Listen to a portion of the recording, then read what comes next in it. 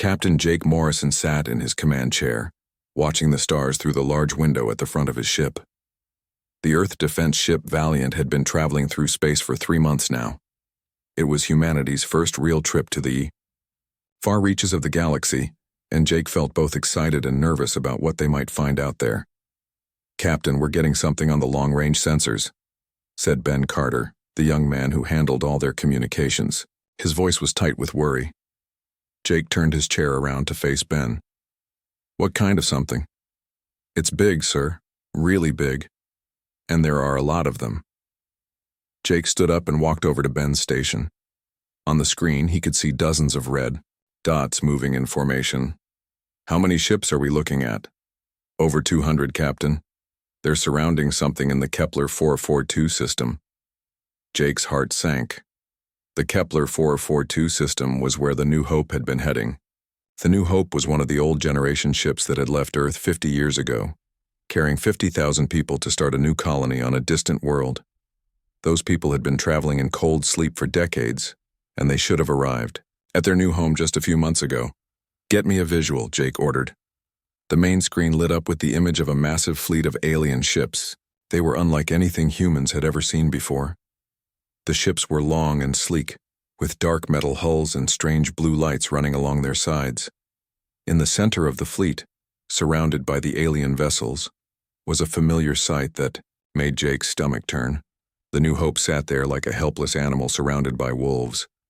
"Sir, we're receiving a transmission," Ben said. "It's coming from the New Hope." "Put it through." The screen changed to show a woman with short brown hair and tired eyes. She wore the blue uniform of the colony ship's leadership. "This is Dr. Lisa Grant, colony leader of the New Hope. Is anyone out there? We need help. Please, if anyone can. Hear this, we need help right now." Jake stepped forward. "Dr. Grant, this is Captain Jake Morrison of the Terran Defense Force. We're here." Lisa's face showed relief and fear at the same time. "Captain Morrison, thank God, these aliens showed up 2 days ago. They're demanding that we leave this system. They say it belongs to something called the Zalarian Galactic Empire. They've given us 48 hours to pack up and go, or they'll destroy our ship." Jake looked around at his crew. The Valiant was a good ship, but it was just one vessel against a fleet of over 200 alien ships. Still, he couldn't just leave 50,000 innocent people to die. "We're going to help you, Dr. Grant. Just hold tight." Jake turned to his communications officer. "Ben, open a channel to the alien fleet, all frequencies." "Channel open, sir." Jake took a deep breath. "This is Captain Jake Morrison of the Terran Defense Force. You are surrounding a peaceful colony ship carrying innocent civilians. I'm ordering you to withdraw from this system immediately." For a moment, there was silence. Then a new voice came through the speakers. It was deep and harsh, speaking English with a strange accent. "I am War Marshal Kethvar of the Zalarian Galactic Empire. You dare to give orders to me, human? Your small ship is nothing compared to the might of our fleet." Jake kept his voice calm and steady. "I'm not giving you an order, War Marshal. I'm giving you a warning. You have 24 hours to leave this system. This is the only warning you'll get." Loud laughter came through the speakers. "One tiny ship against our mighty fleet? Your species must be insane. We could destroy you without even trying." Jake's jaw tightened, but his voice stayed level. "War Marshal, you don't understand what you're dealing with. Take your fleet and leave. This is your chance to walk away." "Walk away?" The alien's voice was full of mockery. "We are the Zalarian Empire. We have conquered 1,000 worlds. We have destroyed entire species. What could one small human ship possibly do to us?" Jake looked at his crew. They all knew what was coming next. They had trained for this moment their entire careers. Ryan Torres, the chief engineer, gave him a small nod. Amy Foster, the security chief, checked her weapons. Ben Carter's hands moved over his controls, ready to send the messages that would change everything.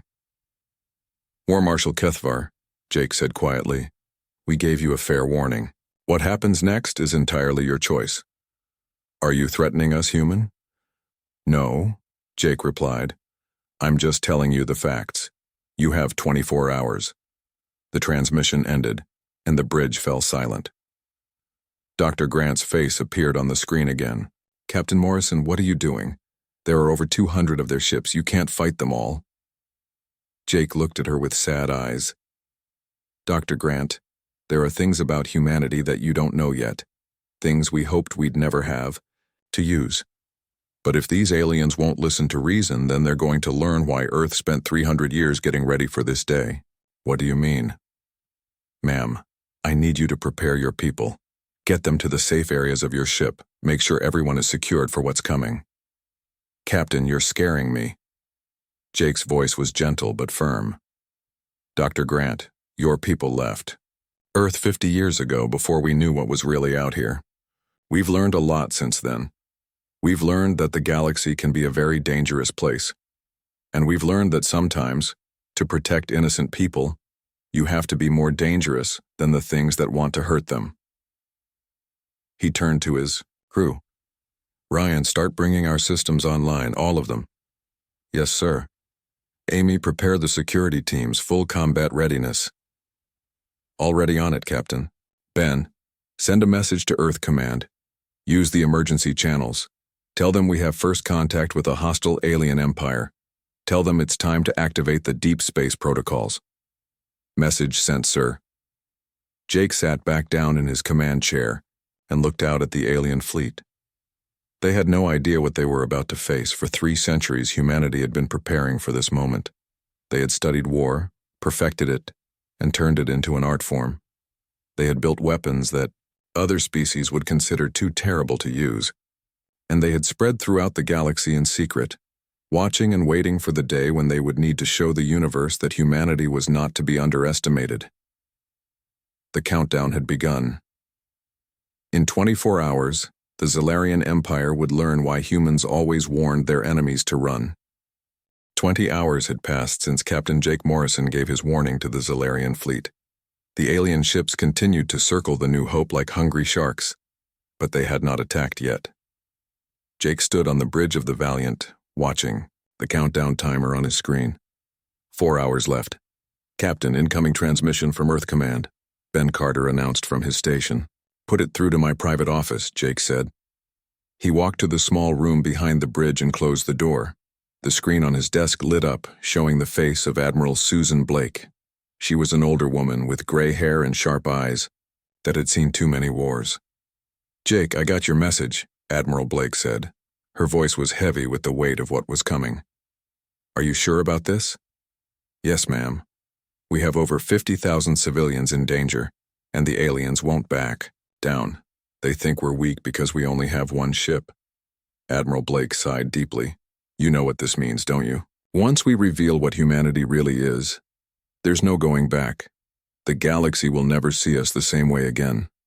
Jake nodded. "I understand, Admiral, but we can't let innocent people die just to keep our secrets." "Very well. Jake, you have full authorization to use Protocol 7. May God help us all." The transmission ended, and Jake sat alone in his office for a moment. Protocol 7 was something every human military officer knew about, but hoped they would never have to use. It was the plan that humanity had been working on for 300 years, ever since they realized they were not alone in the universe. Jake returned to the bridge. "Ryan, report on our systems." Chief Engineer Ryan Torres looked up from his console. "All systems are ready, Captain. The real ones, not the fake ones we've been showing on our scans." "Good.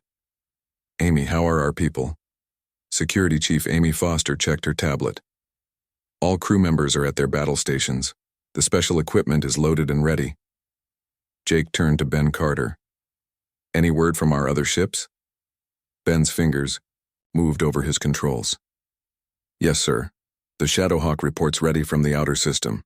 The Iron Maiden is in position near the asteroid belt. All deep space units are standing by for your orders." Dr. Lisa Grant's face appeared on the main screen. She looked tired and scared. "Captain Morrison, the aliens are demanding an answer. They want to know if we're going to leave or fight." "Dr. Grant, I need you to listen carefully. Do exactly what I tell you and your people will be safe." "What's happening, Captain? Your ship looks different somehow."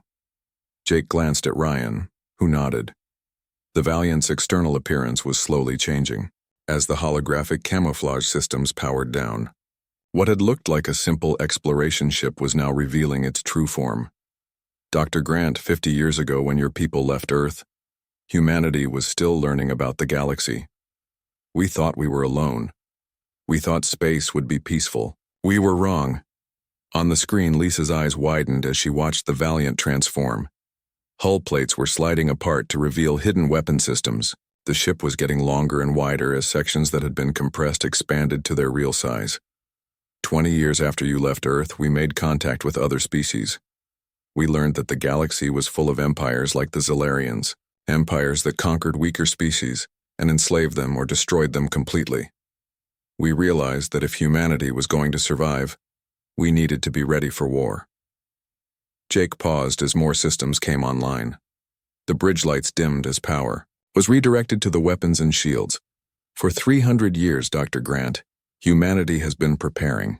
We studied every form of warfare we could think of. We built weapons that other species would never dream of creating. We spread out across the galaxy in secret, watching and learning about our potential enemies. Ryan Torres spoke up from his station. Captain, all primary systems are online. The nanite fabricators are ready. Energy absorption armor is at full power. Amy Foster added. Combat teams are ready. The colonist evacuation protocols are prepared. Jake looked back at the screen. Dr. Grant, your colony ship isn't just a transport vessel. Every human ship built in the last 50 years has been designed to fight if necessary. Your agricultural equipment can be converted to weapons. Your farmers and scientists are also trained soldiers. And your ship itself is more dangerous than the aliens can imagine. Lisa stared at him in shock. You're telling me that my people are soldiers? I'm telling you that every human is a soldier when they need to be. It's how we survived on Earth, and it's how we'll survive out here. Ben Carter looked up from his station. Captain, I'm intercepting Zolarian communications. They're not just here to claim territory. They've been doing this for thousands of years. They find species that seem weak. Then they either make them slaves or kill them all. Jake's face hardened. How many species have they destroyed?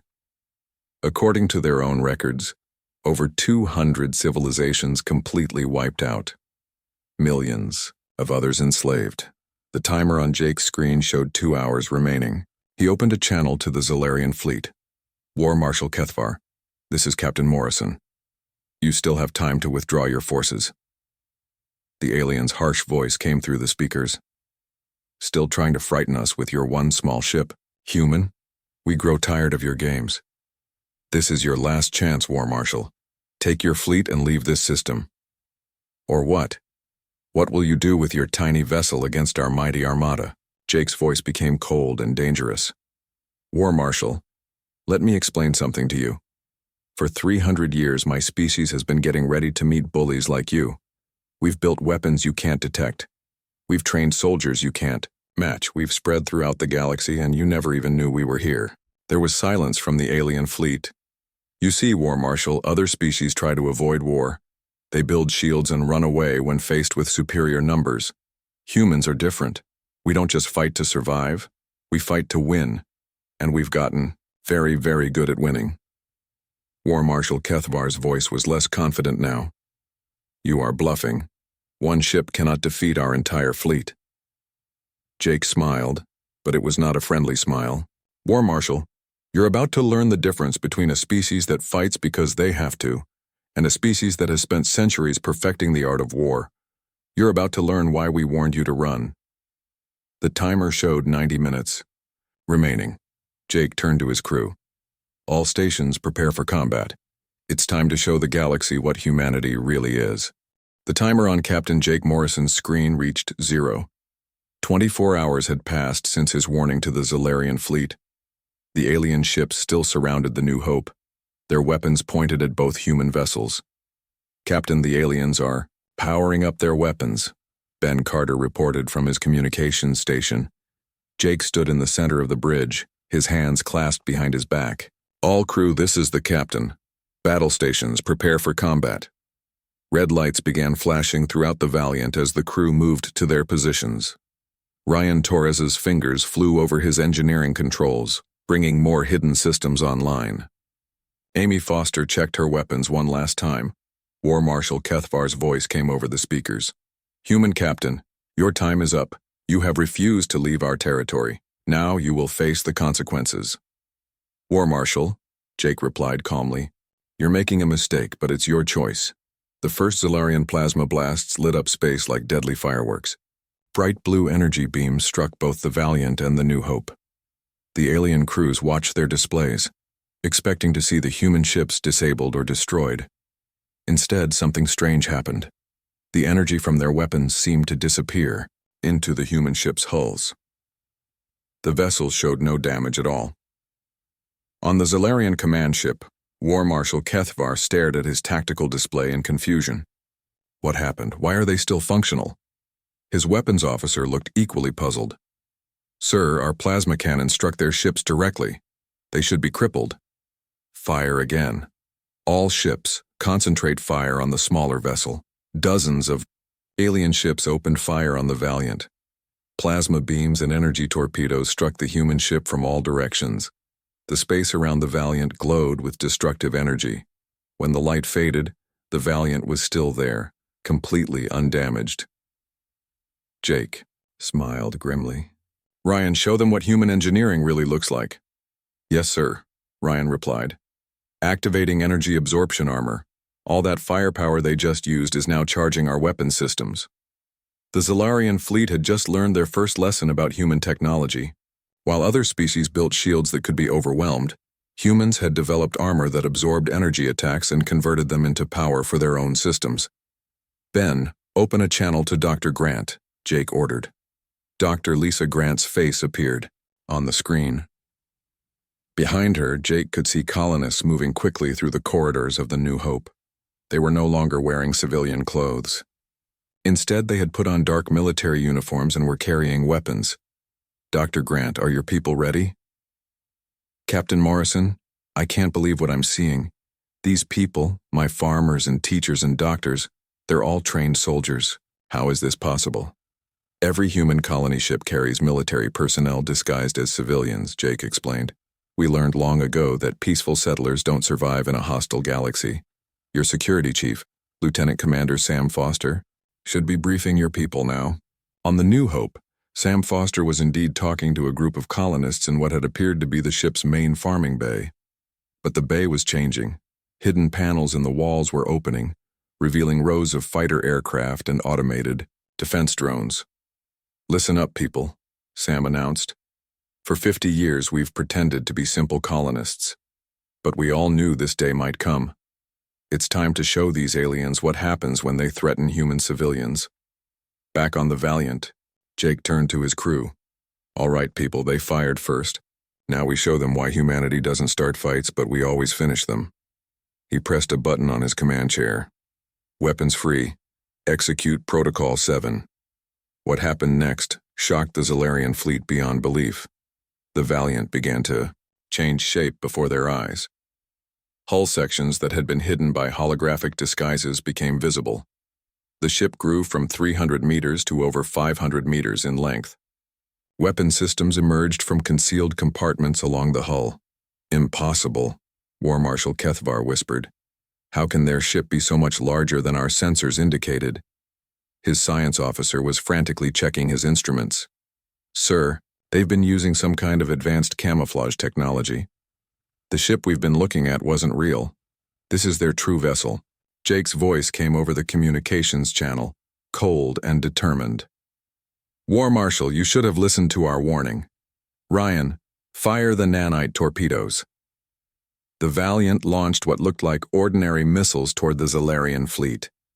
But these weren't normal weapons. Each torpedo contained millions of tiny machines called nanites, programmed to consume enemy ship hulls and reproduce themselves. The first torpedo struck a Zalarian cruiser. For a moment, nothing seemed to happen. Then small holes began appearing. In the alien ship's armor, the holes grew larger and spread across the hull like a disease. "What's happening to the Dracoth?"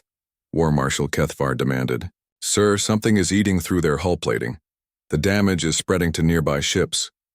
Within minutes, 12 Zalarian vessels were dissolving from the inside out.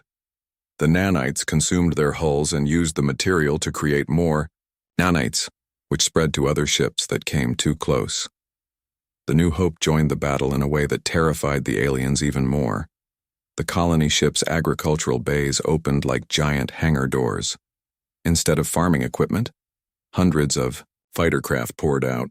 The farmers piloted these ships with the skill of experienced military pilots. But the most frightening thing was yet to come. Dr. Grant appeared on the main screen, and she looked completely different from the scared woman Jake had first met. Her eyes were hard and determined. "Captain Morrison, this is Colony Defense Commander Lisa Grant. All our people are in position.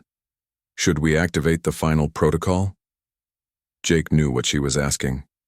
Every human colony ship carried a last resort weapon, something so powerful that it could destroy everything within a light minute if the colonists faced extinction. "Not yet, Commander. Let's see how they respond to conventional weapons first." The battle raged around them as human fighters engaged the Zalarian fleet. The aliens quickly discovered that humans didn't fight like other species, where most civilizations tried to minimize casualties and preserve their ships. Humans fought to win completely and decisively. Human fighters used kamikaze tactics, ramming into alien ships when their weapons ran out. Human nanites continued to spread through the Zalarian fleet, turning their own ships into weapons against them. War Marshal Kethvar watched in horror as his mighty fleet was torn apart by what he had thought was a single exploration ship and a group of peaceful colonists. "All ships, retreat. Retreat immediately." But Jake's voice stopped him. "War Marshal, you started this fight. We're going to finish it. Surrender now, or face the full might of humanity." The alien commander looked at his tactical display. His fleet was gone and the humans were just getting started. For the first time in his military career, War Marshal Kethvar understood what fear really meant. War Marshal Kethvar stared at his tactical display in disbelief. Half of his mighty fleet was gone, destroyed or disabled by human weapons he had never seen before. The nanites were still spreading through his remaining ships, eating through their hulls like a plague.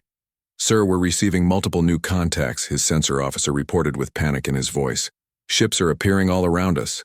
"What? Where did they come from?" On the main screen of the Valiant, Captain Jake. Morrison smiled as more human vessels decloaked around the Zalarian fleet. Ships that had been hiding using advanced stealth technology suddenly became visible. "Ben, open a channel to all human vessels in the system," Jake ordered. "Channel open, Captain. This is Captain Morrison to all Earth defense ships. Report your status." Commander Lisa Park's face appeared on one section of the screen. She was a young woman with short red hair and the confident look of someone who had been waiting for this fight for a long time. "Shadowhawk reporting, Captain. We've been watching these aliens for 6 months from the edge of the system. All weapons ready." Another face joined the display. Commander Danny Wright was an older man with a gray beard and scars on his face from previous battles. "Iron Maiden here, Captain Morrison. We've been hiding in the asteroid belt for 2 years, gathering intelligence. These Zalarians have been very busy conquering innocent worlds." Jake nodded. "Good work, both of you. Ben, show War Marshal Kethvar what he's really facing." The main screen changed to show a map of the local star systems. Red dots appeared throughout the map, each one representing a human ship that had been hiding and watching. War Marshal Kethvar's voice was shaky now. "Impossible. Our scouts found no trace of your species in this region." "That's because we didn't want you to find us," Jake replied. "War Marshal, humans have been living in this galaxy for decades. We've been watching you. We've been learning about you, and we've been preparing for this day." Ben Carter looked up from his station. "Captain, I'm receiving reports from human agents throughout Zalarian space. They're ready to begin Phase 2. Jake's expression became serious. "War Marshal, while you've been threatening innocent colonists, human intelligence officers have been working inside your empire. They've been watching your military bases, studying your supply lines, and learning about your government."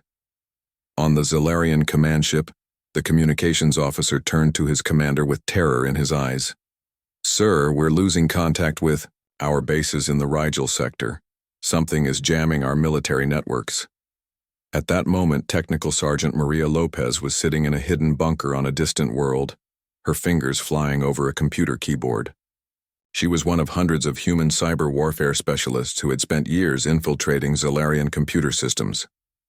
"This is Lopez to all cyber teams," she spoke into her headset. "Execute Operation Blackout. Take down their communications. Grid." Across Zolarian space, human hackers activated computer viruses they had planted years ago. Military communication networks crashed. Supply shipments were redirected to the wrong planets. False orders spread through the alien command structure, causing confusion and panic. War Marshal Kethvar tried desperately to contact his home fleet. "Command base, this is War Marshal Kethvar. We need immediate reinforcements. The humans are more dangerous than we thought." But the only response was static. His communications were being blocked by human electronic warfare. Jake's voice came through the speakers again. "War Marshal, you're not just fighting the ships you can see. You're fighting a network that spans the entire galaxy. Humans don't fight alone. We fight together."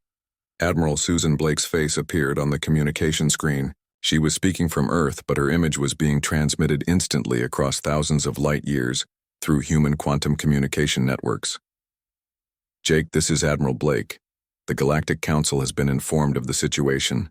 17 different species have agreed to support us against the Zolarian Empire." Jake felt a moment of satisfaction. "What's their response, Admiral?" "They're calling it the Great Liberation. Species that have been hiding from the Zolarians for centuries are finally ready to fight back. They've been waiting for someone strong enough to lead them." War Marshal Kethvar was listening to this conversation with growing horror. "You're telling me that you've united other species against us?" "That's exactly what we're telling you," Jake replied.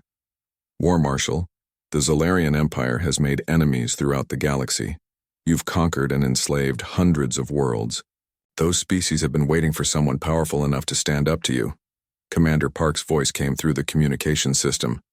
"Captain Morrison, I'm seeing Altarian ships jumping into the system. They're flying human-designed fighters." Commander Wright added, "The Centauri Republic is sending a battle fleet. They're using human weapons and tactics." Jake turned back to the screen showing War Marshal Kethvar. "Do you understand now, War Marshal? This isn't just about one colony ship. This is about changing the balance of power in the galaxy." The alien commander's voice was barely a whisper. "What do you want from us?" "We want you to stop," Jake said simply. "Stop conquering peaceful worlds. Stop enslaving other species. Stop thinking that might makes right. And if we refuse?"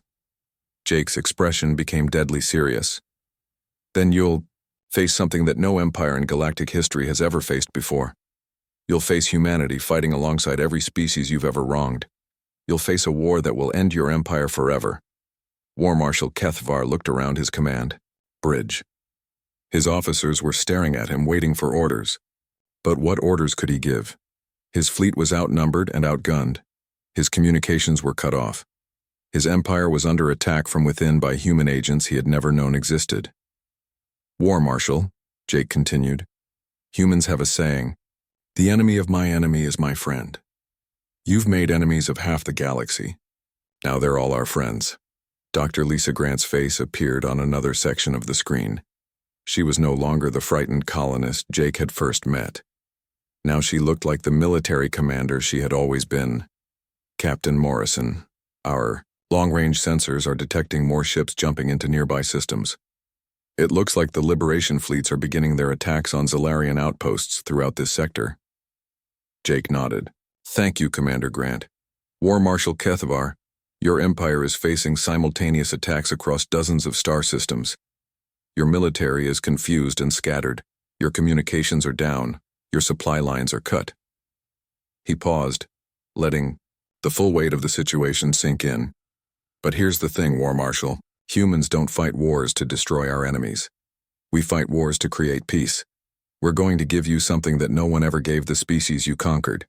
We're going to give you a choice." War Marshal Kethvar's voice was hollow. "What choice?" "Surrender now, accept the new galactic order, and help us build a better future for all species, or continue fighting and watch your empire burn. The decision is yours." The Zalarian commander looked at his tactical display one more time.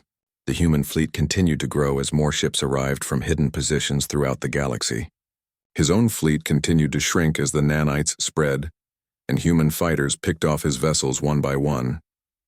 For the first time in his military career, War Marshal Kethvar faced an enemy that was not only stronger than him, but smarter, better, prepared and fighting for something greater than conquest. The choice, as the human captain had said, was his.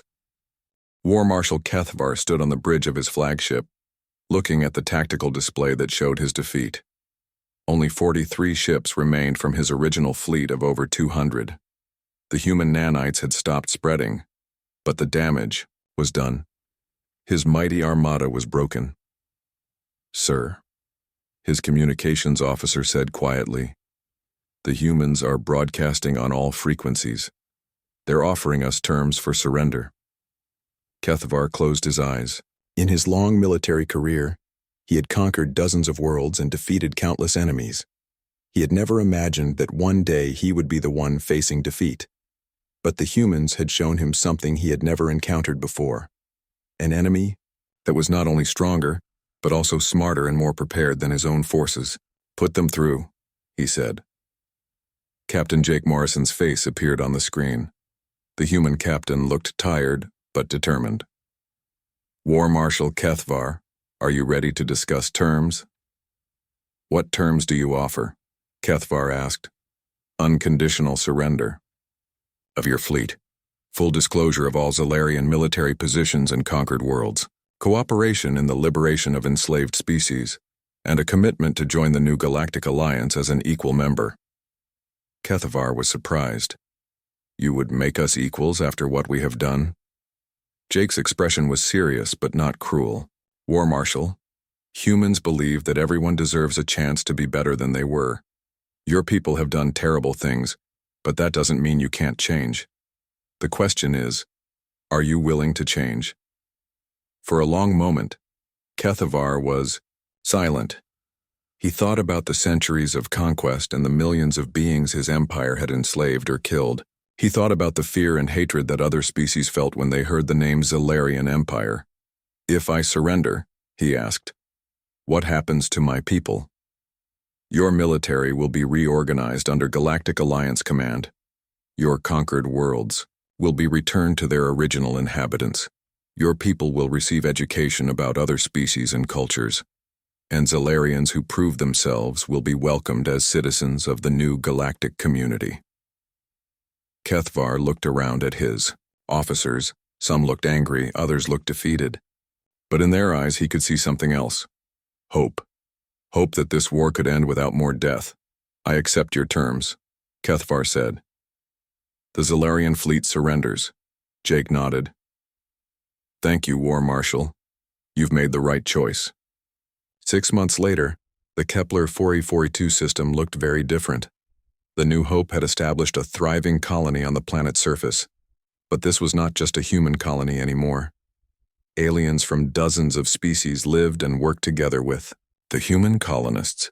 Dr. Lisa Grant, now officially recognized as Ambassador Grant, walked through the colony's main street. She passed a Zalarian engineer working alongside a human technician to repair a water purification system. Nearby, children from 5 different species played together in a park, while their parents talked and laughed. "It's amazing how quickly things have changed," said Lieutenant Commander Sam Foster, walking beside her. Lisa nodded. 6 months ago, we thought we were going to die. Now we're helping to build a new kind of civilization. In orbit above the planet, the Valiant served as the headquarters for the new Galactic Alliance. Captain Jake Morrison stood in his command center, watching displays that showed the progress of liberation efforts across the galaxy. "Captain, incoming message from Admiral Blake," Ben Carter announced. Admiral Blake's face appeared on the screen. She was smiling, something Jake had rarely seen during the war. "Jake, I have good news. The last Zalarian holdout fortress has surrendered. The liberation campaign is complete." Jake felt a weight lift from his shoulders. "How many worlds have been freed?" Over 300 planets have been returned to their original inhabitants. 57 species have been liberated from Zalarian control, and the new Galactic Alliance now includes representatives from 94 different civilizations. What about the Zalarians themselves? That's the best news of all. War Marshal Kethvar has become one of our most effective ambassadors. He's been traveling to former Zalarian worlds, helping to establish new governments and making peace with the species his people once conquered. Jake smiled. He's proven that even former enemies can become friends. On a distant world that had once been a Zalarian military base, Kethvar stood before a gathering of former slaves. These were beings from 12 different species who had been forced to work in the Empire's mines and factories. "I know that words cannot undo the suffering my people caused you," Kethvar said. "But I promise you this. The Zalarian people will spend the rest of our existence making amends for what we did. We will help you rebuild your worlds. We will share our technology to improve your lives, and we will never again allow conquest to be more important than compassion." An elderly alien from the Vegan system stepped forward. His people had been enslaved for over a century. "War Marshal, why should we trust you? Your people have lied to us before." Kethvar met the alien's eyes. "Because the humans taught me something important. They taught me that true strength comes not from conquering others, but from protecting them. They could have destroyed my people completely, but instead they chose to help us become better. Now I want to do the same for you." Back on the Valiant, Jake was meeting with his senior staff. Chief Engineer Ryan Torres was explaining the new technologies they were sharing with Alliance worlds. "The nanite construction systems are helping rebuild destroyed cities in record time," Ryan reported. "The energy absorption technology is being adapted for peaceful uses like power generation. And our medical nanites are curing diseases that some species have struggled with for centuries." Amy Foster added, "The joint military training programs are going well too. Former enemies are learning to work together as peacekeepers. The galaxy is becoming a much safer place." Jake nodded with satisfaction. "What about exploration beyond Alliance space?" Ben Carter looked up from his station. "Long-range sensors are detecting signals from unexplored regions. It looks like there are more civilizations out there, some of them potentially hostile." "Then we'll be ready for them," Jake said. "But this time we won't be alone. We'll have allies from across the galaxy." Dr. Grant's voice came through the communications system. "Captain Morrison, this is Ambassador Grant from the colony. We're ready to host the first Galactic Alliance Congress. Representatives from all member species are arriving."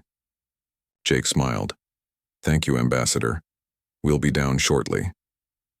As Jake prepared to leave the bridge, he looked out at the stars. 6 months ago, humanity had been forced to reveal its true nature to save innocent lives. In doing so, they had started a revolution that changed the entire galaxy. The universe was still dangerous. There were still threats out there in the darkness between the stars. But now, instead of facing those threats alone, humanity would face them alongside friends and allies from hundreds of worlds. War Marshal Kethvar had been right about one thing. The humans were different from other species, but not because they were more violent or more dangerous. They were different because they understood that true victory came not from defeating your enemies, but from turning them into friends. The galaxy had learned why humans warned their enemies to flee. It wasn't because humans wanted to fight. It was because they knew that when they were forced to fight, they would win completely and decisively. But they also knew that after the fighting was over, the real work began, building a better future for everyone. In the end, that was humanity's greatest strength. They didn't just know how to wage war, they knew how to make peace.